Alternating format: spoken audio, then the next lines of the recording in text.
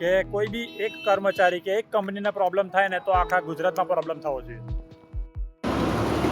મને હારી એક વાત નહીં ખબર પડતી કે દર બીજે દિવસે ત્રીજે દિવસે અઠવાડિયામાં 3-4 વાર મેં અલગ અલગ કંપનીઓમાં હડતાલો થતા જોઉં છું અને દરેકમાં એક જ પ્રોબ્લેમ હોય, પગાર વધારો કાં તો વધારે પડતો ઓવરટાઈમ કરાવતા હોય. એ બધાના લીધે લોકો હડતાલો બહુ કરે છે.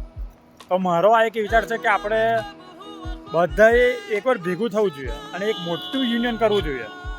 યુનિયન નહીં, બસ બધાએ ભેગા મળીને એક એકતા એવી કરવી જોઈએ કે કોઈ બી એક કર્મચારી કે એક કંપનીને પ્રોબ્લેમ થાય ને તો આખા ગુજરાતમાં પ્રોબ્લેમ થવો જોઈએ.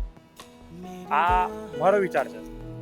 તો આવું થશે તો એમાં બેનિફિટ શું રહેશે ખબર છે કે કંપનીનો માલિક કે કર્મચારી એ મજૂરને સલામ કરશે કે ભાઈ મારાથી ભૂલ થઈ ગઈ, માફ કરશે.